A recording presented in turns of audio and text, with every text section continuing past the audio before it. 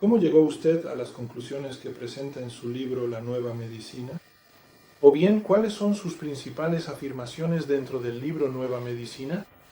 Bueno, llegué a ello por experiencia propia, porque mi hijo fue asesinado a tiros por el príncipe heredero italiano y eso me tomó completamente por sorpresa. Jamás pensé que algo así pudiera suceder. Como siempre he tenido y tengo una relación muy buena con mis hijos, esto me afectó terriblemente. Cualquier padre puede comprender eso. ¿Fue realmente un shock para usted? Fue un shock verdaderamente terrible. Y luego enfermé de un carcinoma testicular. Sí, carcinoma significa una enfermedad cancerosa. Sí, una enfermedad cancerosa. En ese entonces el testículo se hinchó un poco y sorprendentemente, sin embargo, mis colegas de la medicina convencional que pensaban operarme creían que sería algo grave, pero como nunca había estado enfermo antes, al menos conscientemente, insistí en que al menos debían echar un vistazo. Y entonces revisaron y de inmediato me sacaron el testículo y dijeron que era cáncer. Luego estuve 3 años reflexionando sobre ello. ¿Eso significa entonces cáncer maligno? Sí, ellos lo califican todo como maligno. Eso es lo del Antiguo Testamento, maligno y benigno, aunque en biología en realidad eso no existe. Ayer usted habló extensamente sobre eso, el día 17. El 17 de junio, en un evento del taller de investigación en energía descentralizada, usted dijo que en la naturaleza en realidad no existe lo maligno ni lo benigno. En realidad todo está dado. Eso es una valoración de nuestra parte, lo de maligno. Sí. Es decir, no es maligno que el gato se coma al ratón, porque esa es su comida, ni tampoco es maligno que el ratón no se deje comer y haga que el gato muera de hambre. En este caso concreto, eso significa que un diagnóstico de tumor sería alimento para los médicos. Sí, entonces hay que decir que todo este sistema médico estatal, se reduce en 100.000 leyes consagradas, sancionadas por el Estado, todo. La mayoría de la gente desconoce que esta medicina estatal se basa en realidad en miles de hipótesis. 3.000. 4.000, 5.000, dependiendo de si se incluyen también las subhipótesis individuales. Así que en el fondo es un conglomerado delirante de hipótesis, donde nadie puede entender realmente nada, sino que todos lo memorizamos. Cada médico memoriza los libros para el examen estatal, pero en realidad no puede entender nada. ¿Tiene sentido aprender algo así de memoria? Sí, hay una anécdota divertida sobre eso. 3 estudiantes tienen que memorizar una guía telefónica. Y el estudiante de física pregunta si eso tiene algún sistema. La guía telefónica dice que no tiene ningún sistema. Él dice, eso es absurdo, no voy a aprenderme eso. El estudiante de biología pregunta si hay algún desarrollo en ello, es decir, una evolución en la guía telefónica. Yo digo que no, que ahí no hay ninguno. Él dice que eso es una tontería, yo no lo aprenderé. Y el médico simplemente pregunta, ¿para cuándo tengo que saberlo de memoria? Y Tener. sí, ayer dije que se podría con un coeficiente intelectual muy bajo, con un coeficiente intelectual adecuado, uno podría incluso aprobar un examen médico estatal. Solo había que memorizar. Y lo sorprendente era que ni el estudiante entendía nada, ni el profesor entendía nada, sino que el profesor simplemente sabía más de memoria, del listín telefónico, y luego le preguntaba al estudiante cuánto había memorizado él. Y eso, por supuesto, es una completa locura, realmente una obsesión, porque nadie sabía realmente, etológicamente hablando, es decir, en cuanto a la causa, cómo se había originado eso o cómo continuaría. Siempre se andaba a tientas en la oscuridad. En este momento, exactamente. Así que, por lo que yo conozco hoy en día, la medicina convencional sigue estando a oscuras, es decir, en lo que respecta a la llamada génesis de las enfermedades cancerosas, ya sean tumores malignos o benignos, hasta hoy no tiene una explicación causal o, por así decirlo, no quiere tener una explicación causal. Ella no puede tener eso, porque desconoce esta segunda ley biológica. Esta ley de la naturaleza bifásica de todas las llamadas enfermedades se aplica cuando se resuelve el conflicto. Genial, sí. Cuéntanos sobre esta ley, dos fases de la... Participación. La ley establece que toda enfermedad, por así decirlo, progresa en 2 fases. Esto se resolverá. Este conflicto, que da lugar a lo que ya no llamamos enfermedad, sino más bien un programa especial de la naturaleza, se resolverá. Un momento, puede que tengamos aquí una breve imagen que les muestre cómo se hace, así que en cierto sentido usted es el autor de toda esta enorme tabla que en realidad es mucho más grande. Los símbolos están en otro lugar y aquí tenemos, por así decirlo, una eutonia, es decir, un desarrollo normal que tal vez se pueda ver brevemente arriba y luego la aparición de un conflicto que según su teoría se llama el síndrome de HS, nombrado en honor a su hijo esperado, Dirk Hammer. Ese es el llamado curso del conflicto, luego hay una fase de resolución del conflicto y después una fase de curación. La fase activa del conflicto no ha hecho más que empezar. Sí. Correcto. Esta es la primera fase, seguida de la fase activa de conflicto. Y esta es la fase de resolución o de sanación del conflicto. Esta fase de resolución de conflictos tiene lugar allí entre la fase activa y la fase de solución. Bien. Permítanme mostrarles eso con más detalle.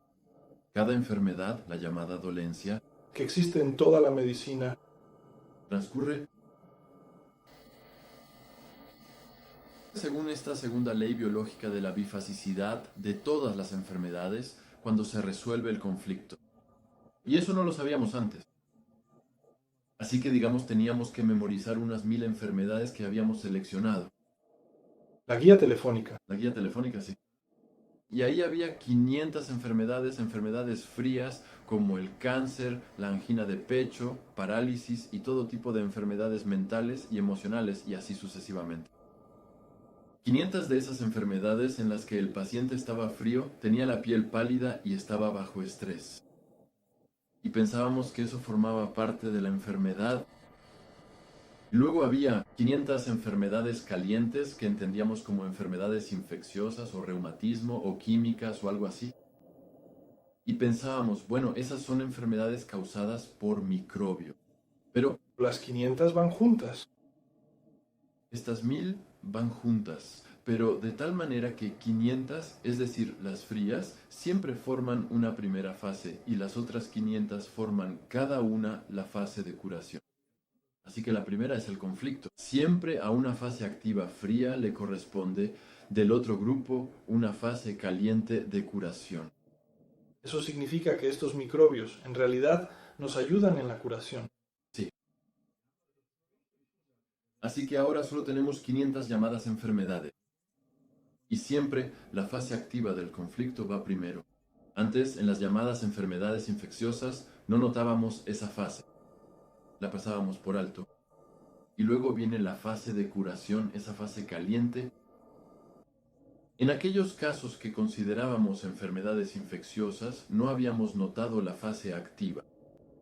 A veces no habíamos notado la fase de curación en los enfermos fríos. Y en los enfermos calientes no habíamos notado antes la fase activa. Y por eso, naturalmente, no podíamos saber nada al respecto. Hoy tenemos que admitir que no podíamos conocer la causa de ni una sola enfermedad. Y por lo tanto, tampoco podíamos tratar correctamente la causa de ningún paciente. Por ejemplo, el cáncer de hueso es la fase activa del conflicto. Conflicto de pérdida de autoestima. Hay toda una serie de conflictos de pérdida de autoestima que lamentablemente aparecen en la tabla. Entonces, ¿eso incluye como por ejemplo el cáncer de huesos y también la leucemia? Sí, la leucemia ya está en fase de curación. Leucemia es fase de curación del cáncer hueso. Colapso de la autoestima. Ahí está el esqueleto y en la parte superior se pueden ver claramente la glotis y también las vértebras cervicales que forman parte del cuello. Luego, justo al lado, se observa el hombro del brazo, que conecta con el resto del cuerpo humano. La longitud de la base, la pelvis y la pierna se encuentra en esta área de almacenamiento de la marca en el cerebro. Adentro, simplemente. Cada área individual es responsable de una impresión diferente de autoestima. Por ejemplo, el hombro izquierdo para la madre, el hijo, la autoestima, así que yo era una mala madre. La maternidad o el despertar es cuando se experimenta una pérdida de autoestima en la zona genital. ¿Eso también causa dolor? Solo durante la fase de curación. Solo durante la fase de curación. En el caso de la leucemia. Sí, hagamos un breve resumen. Así pues, en el caso del cáncer de huesos, esta es la fase conflictiva y activa de tal colapso de la autoestima. Al mismo tiempo, también se padece anemia. Eso significa anemia. Anemia. Así que poco. Lógicamente, si sabes mucho y tienes un vaso sanguíneo, Entonces, no, espera. Se trata de anemia, una deficiencia en la producción de sangre roja y blanca. Así pues, a través de este choque por conflicto, el conflicto activo, uno tiene esta anemia porque se produce menos sangre de lo normal en el cuerpo, lo que significa que hay una menor cantidad de glóbulos rojos disponibles. Un momento. En el cáncer. Cáncer de hueso en la fase activa de conflicto del cáncer de hueso. es decir, después de un síndrome de Dirkhammer predicho, o sea, un choque bastante masivo, Choque leve. tenemos una disminución, es decir, una bajada de todos los valores sanguíneos. ¿He entendido bien? Sí. ¿De los blancos otra vez? Rojos. Glóbulos sanguíneos. Eso significa que realmente da igual qué tipo de choque sea. En cualquier caso se tiene un... El cáncer de hueso y la anemia son, por así decirlo, lo mismo. Entiendo. Existe otro tipo de anemia cuando alguien ha perdido sangre debido a un accidente o por una hemorragia estomacal o algo por el estilo. Pero el 95% de las anemias son consecuencias de cáncer de hueso relacionadas con conflictos biológicos. El cáncer de hueso en realidad también es, de alguna manera, quiero decir, cuando se habla de cáncer uno piensa en un libro, ¿no? Sí, Eso también es un... listín telefónico. No se podía diferenciar. Se veía que en el hueso había en realidad un agujero, como un agujero de queso suizo. Y entonces se dijo, ¿Qué? eso es lo que se supone que es, no es un tumor. Pero cuando examinaron el interior, dijeron que era benigno porque no habían crecido células, solo habían muerto células. Ah, Falta inventario. Pero sigue siendo una metástasis. ¿Cómo podría ser eso una metástasis? Ahí realmente crecen células, 2, 4, 8, 16 y así sucesivamente, o sea, un verdadero cambio tumoral del intestino y de repente se supone que han llegado a los huesos y de pronto en el hueso mueren células. Es decir, se forma un agujero, algo que nadie pudo explicar. Sí, eso está, de todos modos, en la guía telefónica, por supuesto. Y bueno, aún no hemos terminado. En la fase de curación, esta anemia se invierte y se producen especialmente muchas células sanguíneas, tanto blancas como rojas, y este hueso, el cáncer de hueso también se revierte, se forma un osteosarcoma, es decir, ese agujero en el hueso vuelve a cerrarse. Eso, se cierra, o sea, el cuerpo lo repara solo. el cuerpo lo repara por sí mismo.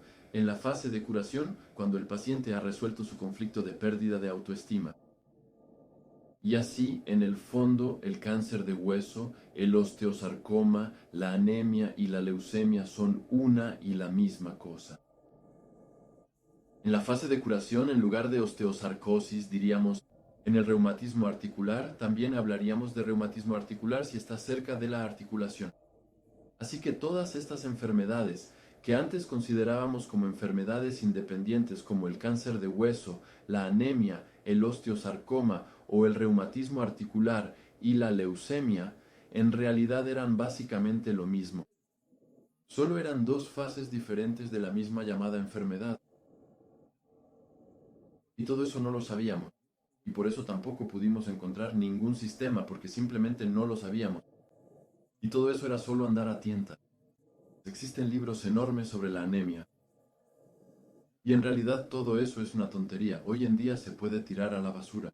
Eso era como una guía telefónica. Ahora lo hemos comprendido. Gracias a Dios, gracias a usted. Pero la pregunta que ahora me interesa mucho es cómo se le ocurrió siquiera preguntar qué es un conflicto, de dónde en realidad provienen todas estas cosas. Usted mencionó antes que su hijo fue asesinado por ese príncipe de Saraulen. Luego tuvo cáncer testicular, pero ¿cómo llegó a la conclusión de que había una relación? Sí, por eso estuve, por así decirlo, 3 años dándole vueltas al asunto y me pregunté si podría ser igual en otros casos. Finalmente, como médico jefe de una clínica oncológica afiliada a una universidad, muchas gracias, entonces tuve la oportunidad y lo probé en 200 casos según el estudio. Y lo hice como científico natural, es decir, no según la guía telefónica, sino como científico. En el pasado estudié física el primer semestre y entonces dije, así que ahora tienes que verlo de manera completamente clara, sin aferrarte a ningún documento, simplemente considerarlo todo desde cero. ¿Cómo habrá sido realmente? Eso significa que en realidad hicimos una verdadera anamnesis. Preguntamos qué había hecho el paciente en su vida, es decir, incluso antes de que presentara algún síntoma detectable y observamos qué en su vida podía indicar algo al respecto. Pero los pacientes ya tenían un diagnóstico previo y yo simplemente fui de manera cuidadosa y meticulosa e hice un inventario detallado tal como se hace en física en el campo de la ciencia cuando se quiere explicar algún fenómeno natural o se intenta descubrir alguna ley fundamental en algo que se está estudiando o analizando. Y simplemente pregunté a 200 pacientes que tenían un diagnóstico, por ejemplo, qué problemas tenían, qué conflictos podían tener, ya que en aquel entonces no sabía nada. Y siempre descubrían que tenían tal... Una conmoción. Pero si acaso eso no pertenece aquí, En realidad, se trata de la anamnesis. De ahí mi pregunta. Sí, antes no nos interesaba eso, esos objetivos de deuda. Eso era un problema fantástico. un problema. Todo eso era dogma. Decían que el cáncer tarda 20 años y que son células que crecen de forma descontrolada y actúan de manera loca, cosas así. Eso no es cierto. Eso era así antes, ni siquiera se podía cuestionar. Pero usted se dio cuenta y lo notó inmediatamente después de un conflicto así. Sí, eso fue lo que descubrí después. Y mientras tanto también descubrí que a cada órgano le corresponde un tipo particular de conflicto. Por ejemplo, cuando los pacientes tenían cáncer de cuello uterino, entonces también habían tenido un conflicto sexual. Y si tenían cáncer de mama, entonces tenían un conflicto madre-hijo, un conflicto de preocupación madre-hijo, o en la otra mama, un conflicto de preocupación o de disputa con la pareja. Es decir, estos lugares donde se origina tienen cierta relación con el conflicto y también con la localización en el cerebro. Los llamados focos de Hammer. Sí, mis oponentes los llamaron así porque yo pensaba, mira, eso siempre está en el mismo lugar en el cerebro. Entonces dijeron, Hammer está loco, encuentra esos extraños focos de Hammer. Pero Los radiólogos siempre decían que eran artefactos hasta que finalmente la empresa Siemens, de manera oficial, a través de su directiva más alta, declaró, firmando junto conmigo, que eso no eran artefactos, sino que en realidad eran hechos. Eso es un hecho. Eso es un... hecho, entonces, Se termina la discusión. Y ahora, por supuesto, ya nadie sabe qué decir. Tampoco nadie se atreve a subirse al ring contra mí. Porque eso significa que el pobre acaba con sus oponentes en 2 minutos. También es lógico, no tiene ningún mérito. Ellos tienen 5000 hipótesis. Y yo solo tengo 5 leyes biológicas con las que realmente termino en 2 minutos. ¿Cuáles de las 5000 hipótesis queremos discutir hoy? Y ahí ya se le pone la cara roja como un tomate y entonces vuelven a mencionar la hipótesis del Kribel-Krabel con las metástasis, que en realidad ni siquiera existe esa hipótesis, que es bueno que está mal en las metástasis. no existe en absoluto, sino que los animales prácticamente, No tienen. ¿Por qué nos entra el pánico mundial? porque entramos en pánico cuando nos dicen, tienes cáncer. Oh, por favor. Entonces le entra el miedo a la muerte y entonces desarrolla nódulos pulmonares. Eso es completamente normal. O sea, ese miedo a la muerte. Si no escucha el diagnóstico, no le entra el miedo a la muerte. Eso ya lo hemos probado cientos de veces. Nunca nadie ha podido detectar una célula cancerosa en la sangre arterial. Todo eso eran solo hipótesis en la guía telefónica. Lo que me sorprende es que los colegas que hoy ya no quieren debatir con usted, es decir, no quieren discutir con usted, aún así tienen sus libros en casa, en el cajón y siempre los consultan, como dicen. Sí, eso Me lo confesó el presidente de los oncólogos alemanes en presencia de su amigo, su farmacéutico. Dijo, entre nosotros, los oncólogos, todos hemos traído nuestro oro. Y cuando alguien de nuestra familia se enferma, lo primero que hacemos es buscar el libro dorado. A ver qué dice Hammer al respecto. Y luego intentan, aunque por supuesto no pueden realmente, pero al menos intentan tratar a sus familias Según Hammer, tratar a Jürgen. O cuando cae la noche se escabullen hacia Colonia. O sea, hacia usted. Sí, hacia mí. Pero, dice él, cuando tenemos un congreso no conocemos su nombre. Por supuesto, también es muy embarazoso que usted haga una pregunta así. En realidad, para estos señores deberían decir, como el Papa, el nefrólogo, quien después de leer esto, la llamada documentación Seller, dijo, sí, señor. Y Es muy posible que lo que has escrito sea incorrecto, pero él dice que eso significaría que no he hecho más que tonterías durante 30 años. sí, lamentablemente ese pasaje necesita repetirse un poco. Como mi colega estaba allí, tengo que omitir esa parte, pero de todos modos nos quedamos allí mucho tiempo. Así pues, hagamos un breve resumen del asunto. Sí, lo haría. Bien, detente un momento, espera, voy a preguntar de nuevo. Muchos de sus colegas ya no luchan con usted en el ring porque aparentemente tienen pocas posibilidades contra sus reglas estrictas, etc. Pero tienen el libro de oro, es decir, la nueva medicina, en el cajón y lo consultan. Cuando los colegas tienen problemas, es decir, cáncer en la familia. ¿Por qué? Sí, el presidente de los oncólogos alemanes me confesó en privado, es decir, en presencia de su amigo, el farmacéutico. Señor Hammer, todos los oncólogos tenemos su libro dorado. Y cuando alguien en nuestra familia se enferma, lo primero que hacemos es buscar su libro dorado y ver qué dice Hammer al respecto. Pero usted no puede hacer eso. Pero intentan tratar a su familia según Hammer. Quimioterapia, radiación y morfina, nadie se las da a sus familiares y él dice, pero cuando nosotros tenemos un congreso, entonces ustedes ya lo conocen. Eso es completamente equivocado, eso. Es terrible. Quiero decir, el señor profesor Beck, el decano de los profesores alemanes de Historia y Ciencias Naturales. Él lo llamó la supresión de conocimiento más vil y mezquina de la historia de la humanidad. Otro profesor de Derecho dijo que jamás habría podido imaginar una dimensión de desprecio por el ser humano como esta supresión del conocimiento. Tengo una pregunta.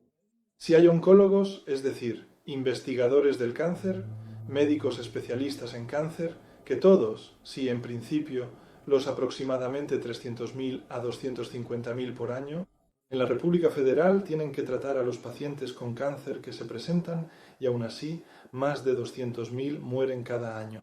Pero a sus familiares los tratan según ABA, es decir, según la nueva medicina. ¿Qué pasa entonces con aquellos que no tienen la suerte de ser familiares?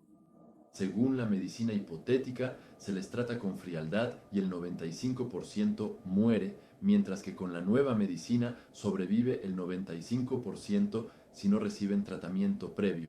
¿De qué mueren quienes reciben tratamiento en servicios médicos estatales? El pánico. Porque entre 80 y 90% de los animales mejoran solas. Si no haces nada, También es mejor que usar la salud pública. sí, si no entras en pánico tienes entre 80 y 90% de posibilidades de sobrevivir. Si entras en pánico, entonces, pero ¿Por qué hacen eso los oncólogos?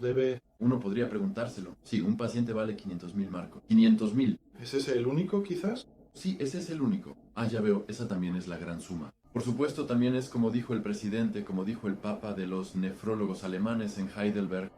El señor Hammer dice, parece que usted tiene razón con su punto de vista, pero eso significaría que durante 30 años solo hemos hecho tonterías. Que todos esos pacientes que supuestamente necesitaban diálisis, en realidad no la necesitaban. Y así sucesivamente. Pero quizás quisiera añadir una cosa más. Si usted ¿Quiere saberlo? Bien, adelante, por favor. existe esta quinta ley biológica, sí. Quizás podamos. Describirla brevemente en el mapa. Quizás podría leer esto. Sí, lo leeré en voz alta. Esto es de esta hoja de aquí. Quinta. La ley de comprender cada llamada enfermedad como un programa especial biológico de la naturaleza, comprensible desde la perspectiva de la evolución y con un sentido. Sí, eso significa que ahora, como consecuencia lógica de estas 4 leyes biológicas anteriores, hemos deducido la quinta ley biológica de la madre naturaleza. Y esto significa que, en realidad, las enfermedades que estábamos acostumbrados a ver, según nuestro malentendido judeocristiano, como malignidades y fallos, como insuficiencias de la naturaleza, Es decir, pensábamos que teníamos que intervenir para echarle una mano a la madre naturaleza. No era así y eso había sido un error. Sino que estas llamadas enfermedades, que ya ni siquiera llamamos enfermedades, eso es lo que era. Son programas especiales de la naturaleza. En el fondo, son oportunidades que la madre naturaleza nos ha dado cuando hemos cometido un error en algún momento. El ciervo ha sido expulsado de su territorio y entonces sufre un DHS, y ahora la madre naturaleza, por así decirlo, le pela por dentro los vasos coronarios mediante ulceración, y así los vasos se ensanchan y puede bombear el doble de sangre a través de las coronarias. Es como si tomara un préstamo, un crédito de la madre naturaleza, y con este crédito, es decir, con esta expansión de los vasos coronarios, por un corto tiempo es más fuerte que el ciervo joven que lo había expulsado del territorio, y logra expulsar al ciervo joven a su vez y asegurarse ese territorio por 1 o 2 años más. Y esa es una oportunidad, algo muy valioso que la madre naturaleza nos ofrece, y nosotros, aprendices de brujo, lo habíamos interpretado como una enfermedad, lo que significa mucho. Pero no lo era, sino que era un programa especial de la naturaleza, y ahora vemos cómo se desarrollan estos programas especiales. Cada una de estas enfermedades tiene un sentido biológico y podemos comprender este sentido biológico de cada enfermedad desde el punto de vista evolutivo. Por ejemplo, cuando aún vivíamos en el agua, en la evolución de nuestros antepasados, una gran ola nos arrojó a tierra y no pudimos regresar. Y allí estábamos en tierra, y la madre naturaleza ideó un truco y formó un carcinoma de los túbulos colectores, lo que evitó que el agua pudiera salir, que los riñones pudieran perder agua. Es decir, un proceso biológico activo de retención de agua que nosotros malinterpretamos como insuficiencia renal. Pusimos a las personas en diálisis. En realidad teníamos un conflicto de refugiados. Y cuando resolvemos este conflicto, el conflicto de refugiados, entonces observamos que se inicia la fase de curación con la tuberculosis que caseifica este carcinoma de los túbulos colectores. Y aquí la creatinina vuelve a valores normales. El agua puede volver a salir. El paciente se normaliza de nuevo y ya no necesita diálisis ni nada por el estilo, sino que vuelve a funcionar con total normalidad, y eso no fue un fallo, sino un proceso biológico activo y sensato que la madre naturaleza instaló en un refugiado de aquel entonces, y que aún hoy sigue funcionando. Así que, si por accidente vamos al desierto y corremos el riesgo de morir de sed, entonces ocurre un DHS así. La madre naturaleza se encarga de que el agua se elimine de manera ahorrativa, es decir, en 100 a 200 mililitros por día. Así que cada una de estas llamadas enfermedades no es más que un programa especial con sentido. Usted dijo ayer que en realidad necesitaríamos menos médicos jefes y más pacientes que se convirtieran en pacientes principales. ¿Dónde está entonces la oportunidad para los pacientes en la resolución de conflictos? Sí, la gran oportunidad radica en que, lamentablemente, el paciente, mientras no haya doctores que se encarguen de ello, entonces él podría creer que el doctor ya lo ha reconocido correctamente. Tienen que entenderlo por sí mismo. Y el paciente solo puede ser el jefe si ha comprendido el asunto. Y el doctor ya solo es el camarada o amigo que le explica: mira, esto funciona así y así, y ahora estás en tal y tal punto de este programa especial, y ahora sigue de esta manera siempre y cuando programes ahora este camino. Si programas el otro camino, entonces volverás a recaer o pasará algo. Y entonces el paciente tiene que entenderlo y decir: ah, sí, lo tengo claro. Sí, está claro. Entonces, si sigo teniendo el programa de refugiado en la cabeza, así es como va a desarrollarse. Pero si lo resuelvo, es decir, si regreso rápidamente a casa, entonces sudaré por la noche como señal de que la tuberculosis en los gatos de recolección está bien. Entonces tú lo resolviste, pero están ahí para reducir y transformar de nuevo las células cancerosas o los tumores. Reclasificarlos y descomponerlos otra vez. Entonces, muy útil, en principio. Muy útil. Hicimos todo mal. Pensábamos que la tuberculosis enfermaba a la gente. Por el contrario, la tuberculosis es esencial para la segunda mitad del programa. De acuerdo, creo que podemos parar aquí por ahora. Y gracias por esta breve entrevista. Espero que podamos fomentar una comunicación más abierta sobre este tema. Gracias, doctor Khan.